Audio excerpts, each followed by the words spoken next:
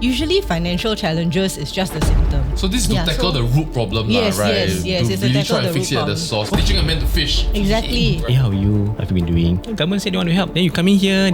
Wow. Yeah. These parents are not being intentionally negligible. It's just that they're just juggling through so many things. Which is such a heavy thing emotionally because they might feel some forms of like guilt towards their children. Yes.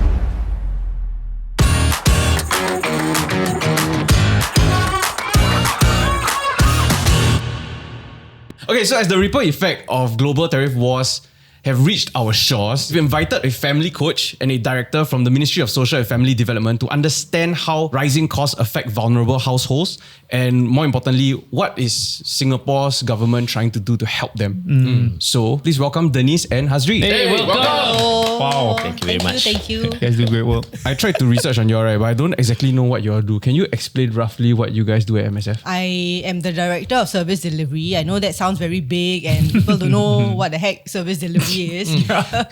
Yeah. But what I do is I look after the social service officers. Okay. Yeah, and what our social service officers do is that we provide financial assistance to people who need the financial assistance, and we also oversee the implementation of this program called ComLink Plus, which we will talk more about, I suppose.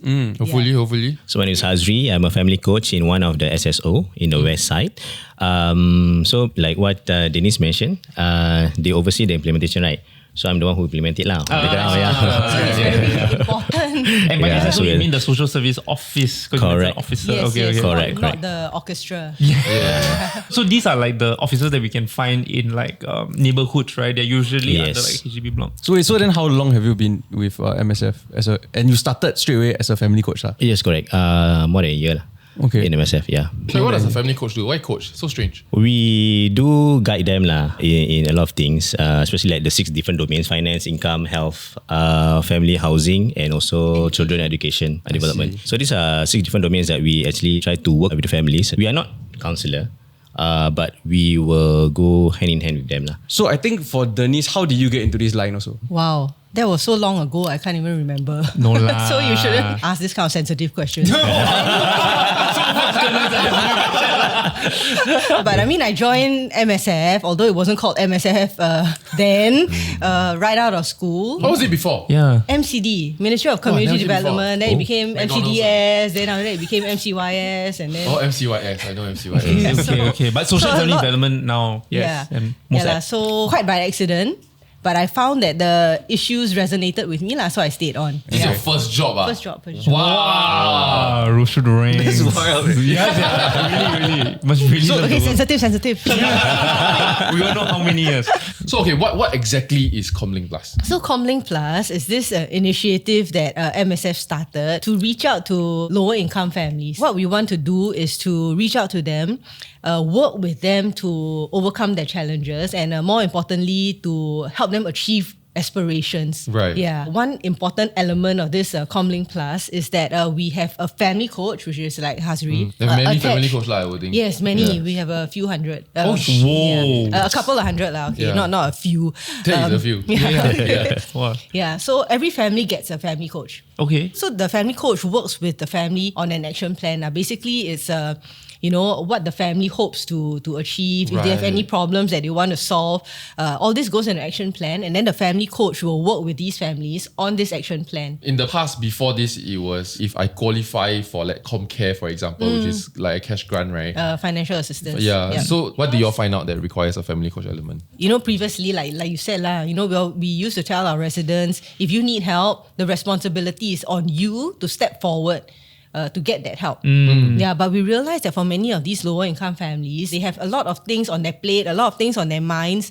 It's very hard sometimes for them to even find the space and the energy to come forward to get help. And because, in Singapore, if I may pat ourselves on the back, I mean, we do have a lot of schemes to help those in need. But because we have so many schemes, sometimes it's also confusing to the people out there, right? It's like, I've got so many things that I need, but where do I go? Who do I go to? Yeah. So sometimes it's just overwhelming. So with the family coach, the family coach is that single point of contact for them. Right. You mentioned challenges and aspirations. Besides financial financial challenges, and like, would you have some examples of what those are? Usually financial challenges is just the symptom. You know, Oh, I mean, okay. what causes the financial problems could be a lot of things. I mean, of course, if you don't have a job, that's usually a cause. But why is it you cannot work? You know, sometimes it's because of poor health. But sometimes I cannot work because, I've got 6 children, and they are like from, a baby all the way to teenager, and they have so many different needs. So this is to tackle the root problem, Yes, right? yes, to it's to really tackle try and the fix root it at the problem. source, because Yes, if we that's just give right. money and the money is not well managed or mismanaged, Yep, I exactly. see. It's teaching a man to fish. Exactly. Right. Okay, but like you mentioned about these challenges, but it feels like such a departure from the word that you mentioned, aspiration. So like, then what's an example of an aspiration? Because these are mostly families in the rental flats, right? So aspiration could be owning their own home. Right. Finally. Okay. Yeah. Or for the children, it could be, there's this thing that I want to do. My family right now doesn't have resources. For instance, there could be kids who really aspire to do things outside of school, like it could be dance, art, music, Right. whatever. But because families sometimes don't have resources and they don't know where to go, right, to get exposure to this kind of thing. So that's an So the aspiration next as well. generation almost pays the price as well. Yeah, so ComLink Plus and a family coach, if you realize that, this kid actually got quite a bit of talent, in drawing and all that, Yeah. I can go and try and find somebody out there in the community who provides this kind of lessons for free. And then I send the kid, and that's a way of achieving their aspirations as well. What's it like approaching these families though? Because I can't imagine that they're very receptive to like someone knocking the door and saying, hey, we want to help you in all these domains. Like, what's it like actually approaching them and like, I don't know, building that relationship and the rapport? So it takes time and a lot of effort lah. Yeah, at the start we definitely have to go door knocking.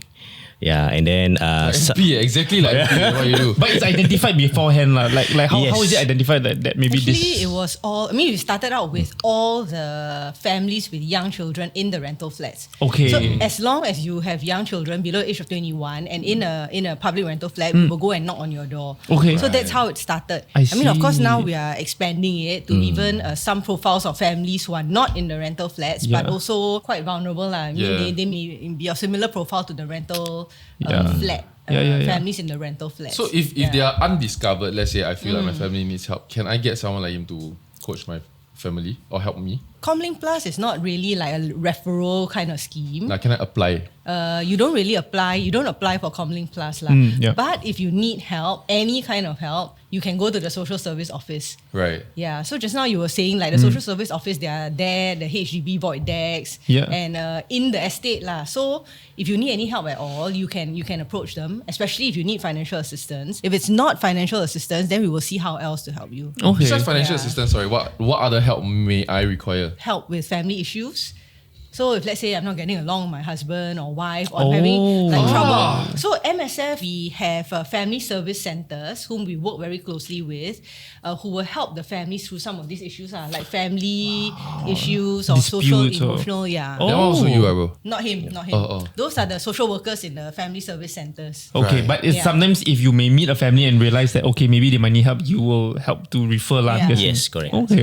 How do you even extract those though? What are you looking out for when you meet a family and you speak to them, right? Like, where are the signs to even know like, okay, I need to refer them to like this or like I think the marriage is So in that's where shambles. the training comes in. Actually, the family coach really needs to look out for a lot of things when they go into the family. Because just now Hasbi Yeah. mentioned there are 6 domains, right? That's why. I think the first thing that they usually do is to try and build the rapport with the family lah. They don't just go into the family and then say, checklist here, I tick. Correct, You need correct. job or not, need preschool. It's not like that. So they try and build the rapport first. Then after the rapport is built, right, then the family will be more comfortable talking to them. Then I think it's through these conversations, like they could reveal certain things that is happening in the relationship or trouble they're having with the kids. Yeah. Or the family coach sometimes also could observe certain things. Like every time you go, then how come the children supposed to be in school but not in school? Right. Then there's something wrong. So it's a lot of observation as well. So from my understanding, so with ComLink Plus, it's essentially a proactive approach because there are a lot of people who maybe are a bit paiseh or don't know that they qualify for certain Or things. just overwhelmed. And family coaches go to rental flats, proactively knock on doors and see whether that's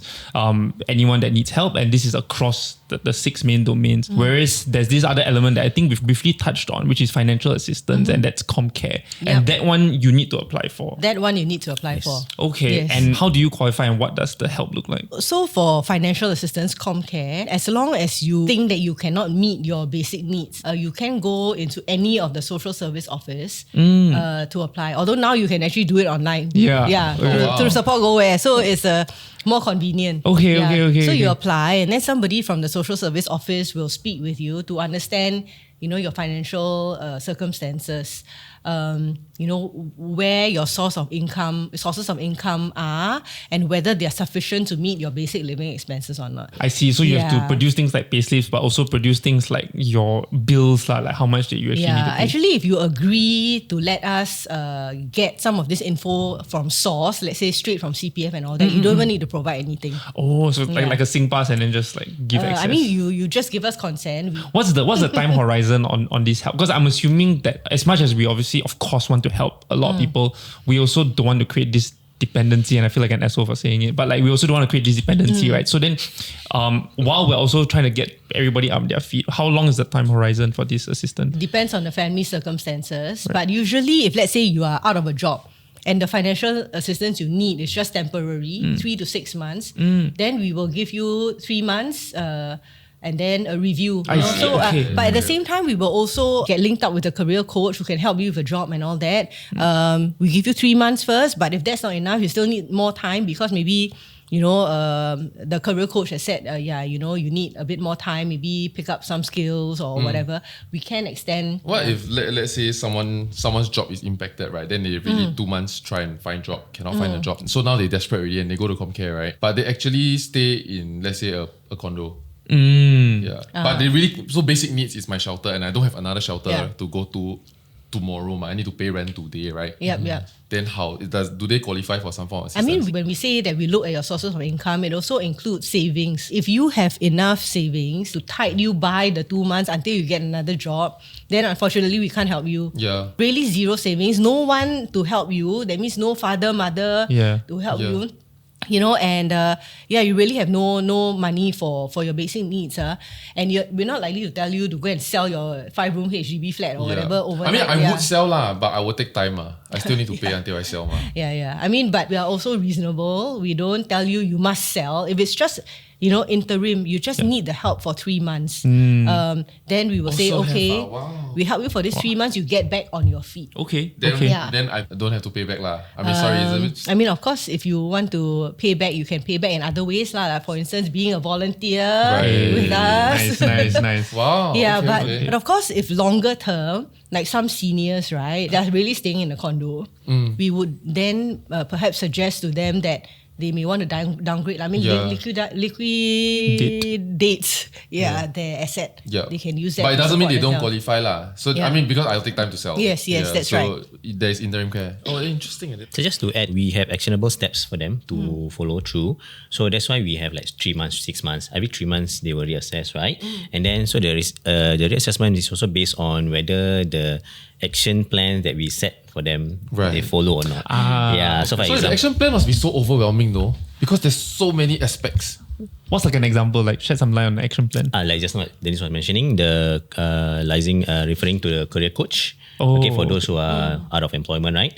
So they have to link up with the career coach, and then the career coach will talk to them about job prospects, resume writing, not stuff in an interview. These are some of the things that they will share with them. So after the 3 month mark, they have to show some progress, like they've already met the career coach, they already wrote their resume, they've been to X amount of something interviews. like that, Right. But of course, it doesn't have to be 3 months per se. Okay. It can take some time also. Maybe the first 3 months, resume writing, and maybe go for one workshop. Upskilling. I can understand because you guys are also handling, I guess to some extent, taxpayers' money. You guys also have to be responsible with that payout. So it's about ensuring that there's some level of accountability. Yes, correct. That's right. Okay. Yeah. Because we also do not want families who, when they got ComCare and then they don't do anything else.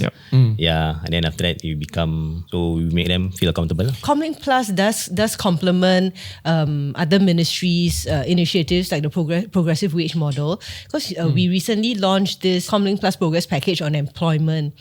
And it's basically to encourage people to take on CPF paying jobs, because with CPF paying jobs, they can then save up to housing and stuff. buy a house and all that. I mean, the criteria right now is as long as they go into a job that pays 1,004 a month, and that is in line with what the progressive wage model. So if they get this salary a month, they will get top-ups into their CPF account as part of the ComLink Plus Progress Package. So in a way, ComLink Plus does work in tandem with a lot of the other ministries programs. Because you mentioned about like being a family coach, both, I mean, ComLink Plus, but also with ComCare, right? Then is there instances in which you speak to a family, you build this rapport, then once like solutions or like payouts have been given, suddenly like goes all AWOL or like no longer receptive? Or depending on circumstances lah. Yeah, because maybe if let's say if the action steps are all too overwhelming,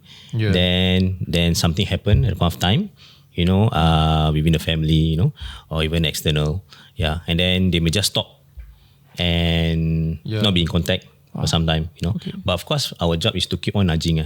So we will constantly contact them, WhatsApp them, asking how are they. We don't have to always ask them, hey, have you done this step or that step? They feel more pressurized. So we will be like, hey, how are you? How have you been doing? Hey, last week you mentioned that you went to this class, how was it? It's a friend, being a friend. Yes, correct. Oh, you're a full-time friend. Actually, your job quite fun. Yes. You're being paid to it. You're a full-time bro. Like, because I got problem, I call you. Bro, sis, okay? Not that kind of problem. But How intense is like this task? For example, right? Maybe this coming week or next week, you are going to meet one of the families. When was the last time you met them? And from them until now, right? What's on the checklist? Okay, so usually when we conduct home visits, right, it's always about maybe once a month. Okay. Yeah, but of course, for those cases that require more support and assistance, we can come in more times. Okay. Yeah, like recently, I met up with this single mother. She is out of job. She actually has tried working with a career coach, but up to this point, still, can't really find a job. And then I sat down with her. Then I checked in with her resume lah. See, how is it like, And we saw that her resume is about 2 to 3, 4 pages long. Ooh, long. Yeah. Okay. We also brought in a volunteer from NUS lah. This student from NUS, student volunteer. He came in and then he helped to actually try to improvise the resume in such a way that it became just one page. Yeah. And then that's why volunteers is also key, to come in and help, because they are also exposed to other different settings. And for example, this NUS befriender, we call it befriender lah, volunteer befriender. I've heard about that. Because he is at that age, when he sees a resume, he knows what to do currently, as opposed to my family, the lady who is already about over 30-40 years old, so she may not know what the current trends in writing a resume. So from last month to this month, her task is job interviews.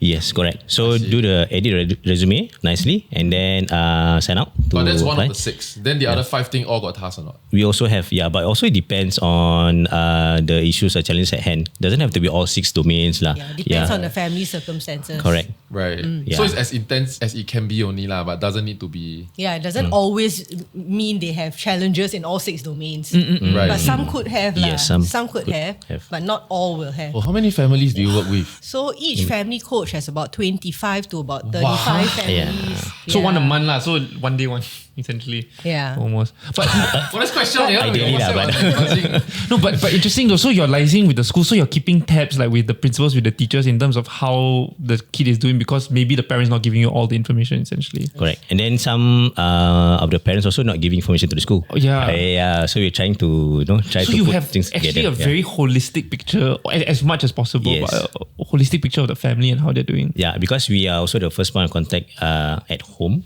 Yeah, I mean when we are the ones who get to go to the family's houses to home visit all this, and we can see the child running around, whether he or she is it having really behavioral issues or is it just being playful or we have first hand. Talking about the action plan, it is not that we have like 100 things for them to do all at one go lah. We will usually pace it out for them. Taking the single mother, I mean, if she was younger and she had a young child, the first thing for her to do before she can even start sending resumes and all that would be to make sure that the child has proper care, right? So it's about enrolling the child perhaps in a childcare center. But that's more and more cost, no? Yeah, but we have financial assistance for childcare. Actually, we do have a lot of subsidies for childcare, so that lower income families, they pay, could be as little as like $5. Goodness. So there may be a scenario where a single mom with the child can't go to work because need to take care of the child. Yeah. So then actually solving the root of the problem is actually The first thing first is to send the kid to childcare. Then we can, start talking about getting employment. But even convincing the mom to send the kid to childcare requires a lot of work from the family coach.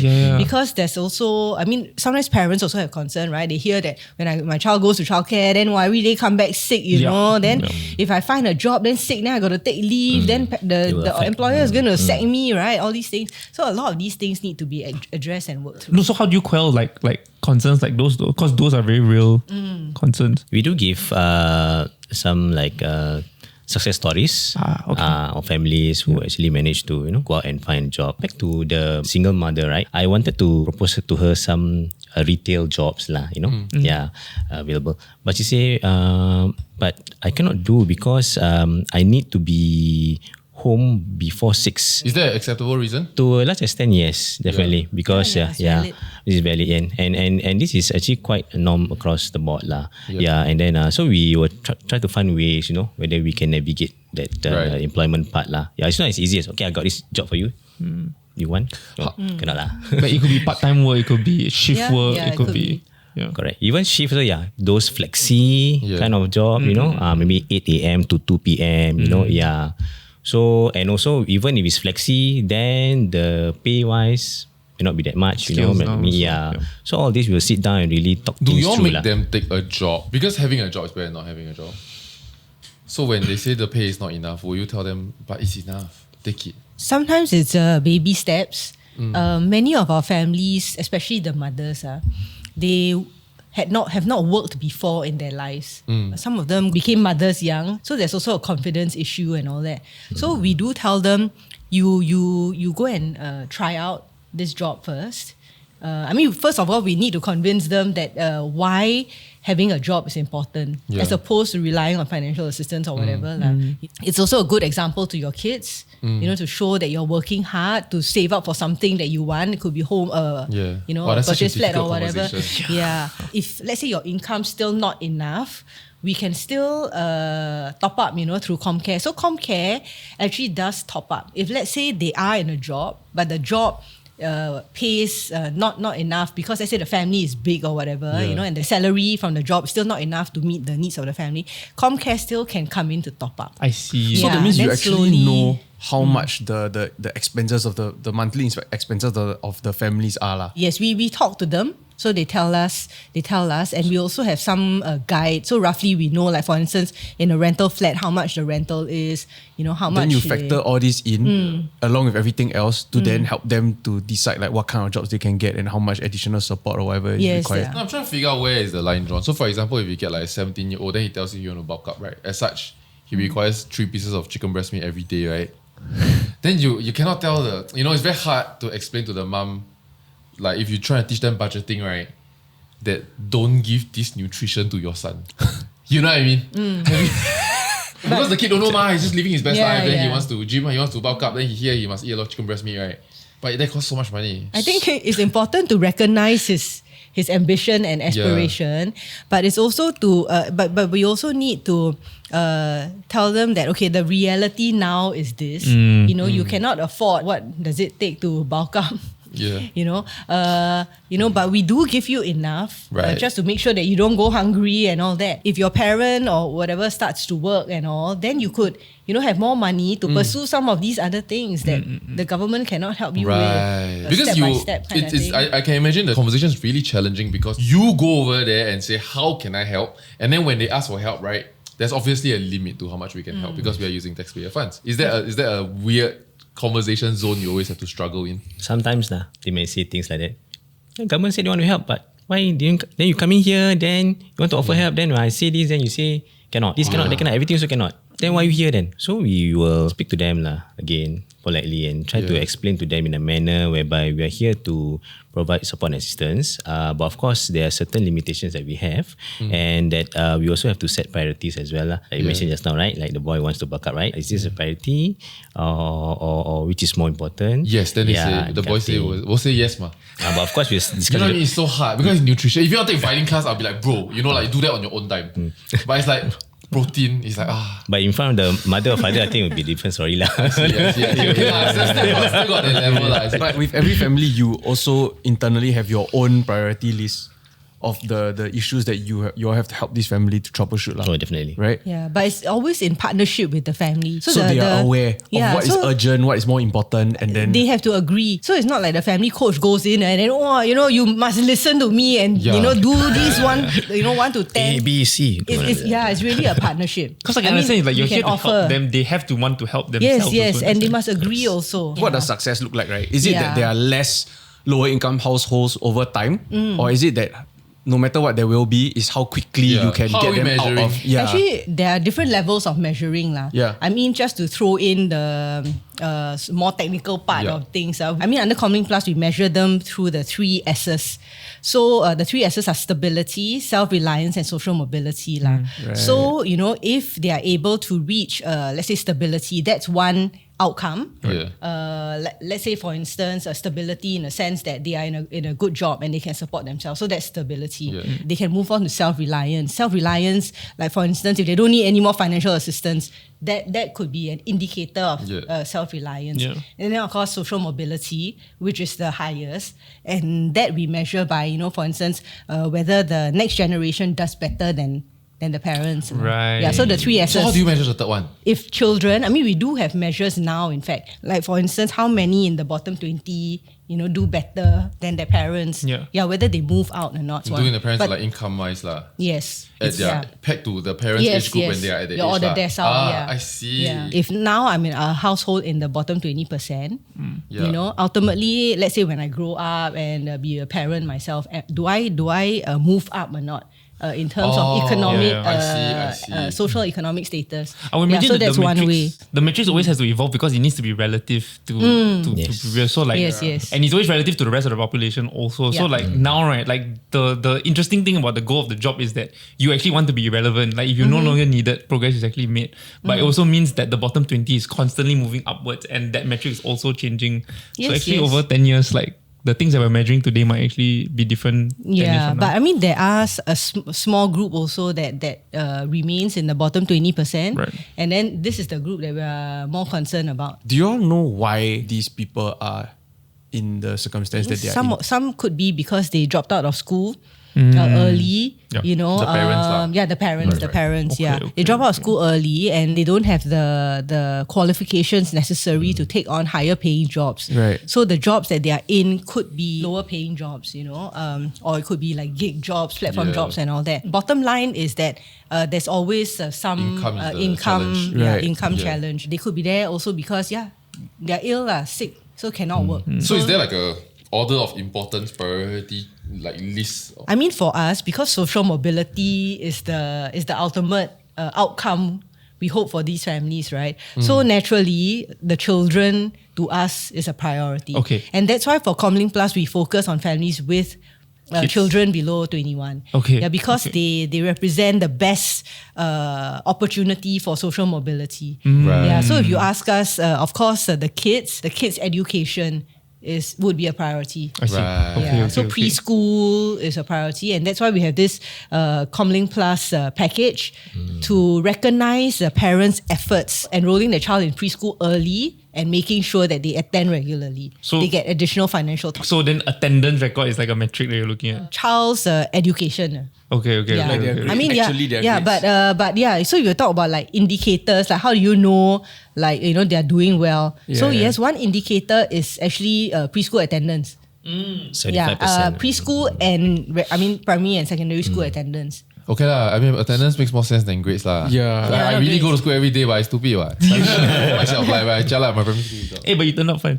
You see, it's so important to go. To show up. The show up is so important. So for the you have to most work at part, school. are most families agreeable and and work together well? Well, if let's say when we come in and we explain to them about the ComLink Plus package, which actually going to benefit them a lot. For example, we do have 4 different packages, which is the preschool. They will be given government top-ups of $200 every 3 months. That's for regular attendance. Yeah. 75%. Yes, Yes. 75%. Wow. Okay. Yeah, every 3 months. Yeah, via the CDA. And you mentioned so 200 in the CDA account every 3 months, The Yes. child development which is account. huge. Yeah, until Actually, the if age you 6. if you enroll your child at age 3, you get a one-off $500 Yeah. into your child development account. Okay. So it's a Okay, one-off okay. 500 if you enroll at age 3. Enroll Then what at age 3? enroll in a preschool by age 3. Oh, okay. Yeah, then subsequently, if they maintain the regular attendance, then it's 200 every quarter. Right. And again, the preschool fees are covered for by like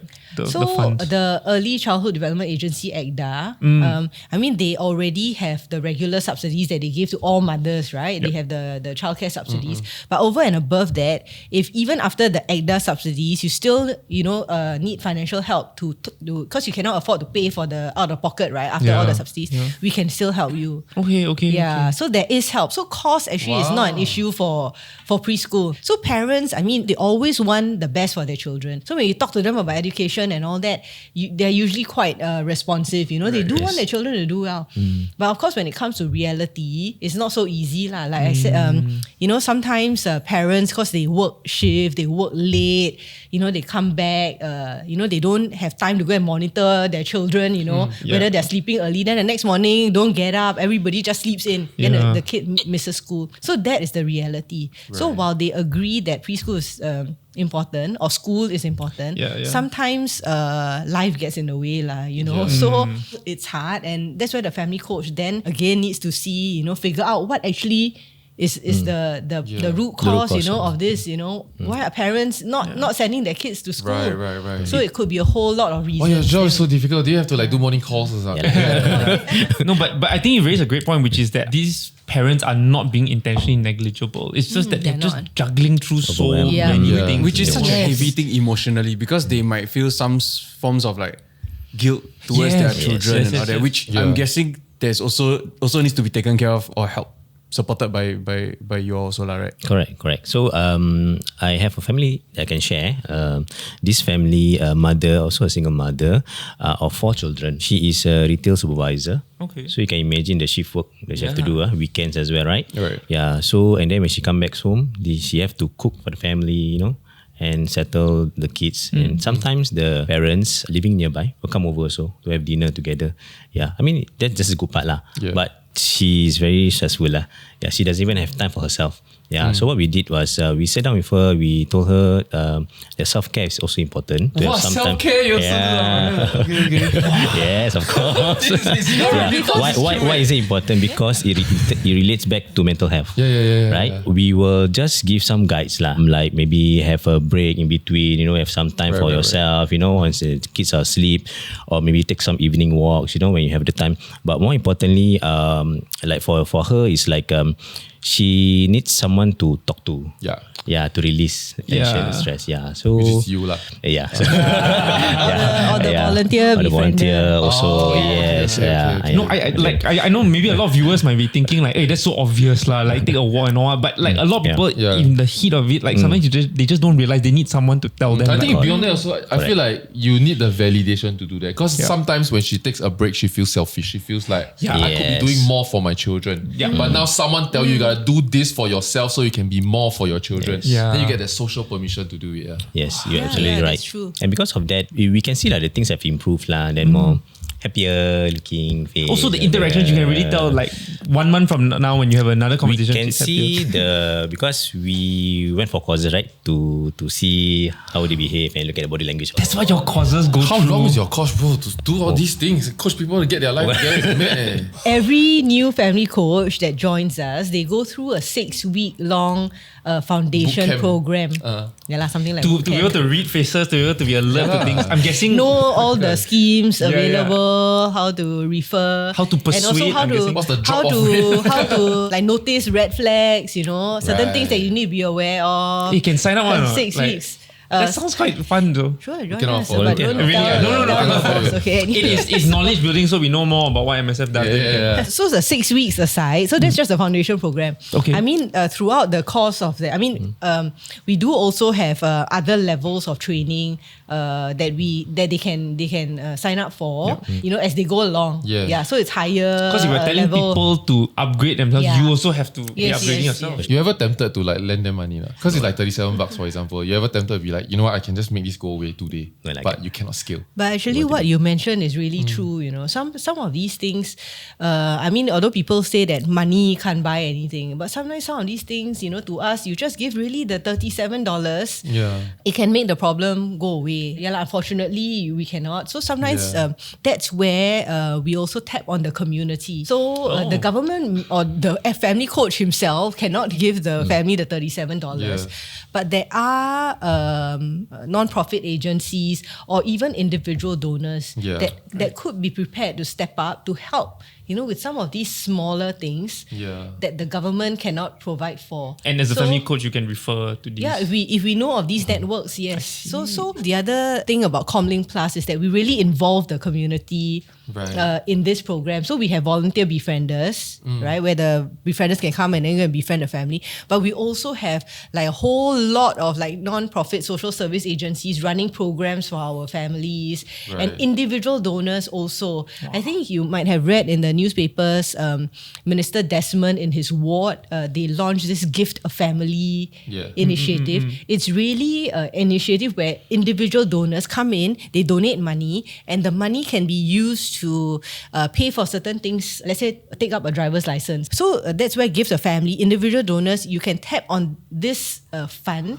So we even had like donors paying for like drumming lessons. Yeah, but I think the earlier example you just gave is interesting because you're still working towards those aspirations, which is then to allow them to gain that, for example, like independence and empowerment and stuff like that, right? Rather than have it be almost like a handout type situation, which is not sustainable. We don't have. And for me, like, if I want to be a donor, I just enter the pot of fund lah. You can. It's not like Yes. you tell me this person drum them like on. Then I play the drum. It could also be like that. It could be a pot, but it could be personal. Yes, basis. we could also identify a need. Say, hey, I know this person who he himself is a drummer, for instance. Okay. So he may be very passionate about this, and then he may want to contribute. Yeah, so it could be like I this know a as chemist. I see. Then like, okay. Yeah. We also have those sponsors from community partners who come in to provide those vouchers or tickets to attraction sites. Tourist attraction like River Safari, Bird Paradise, also Gardens by the Bay. Recently, last month we had one from the CC itself, and then a sponsor.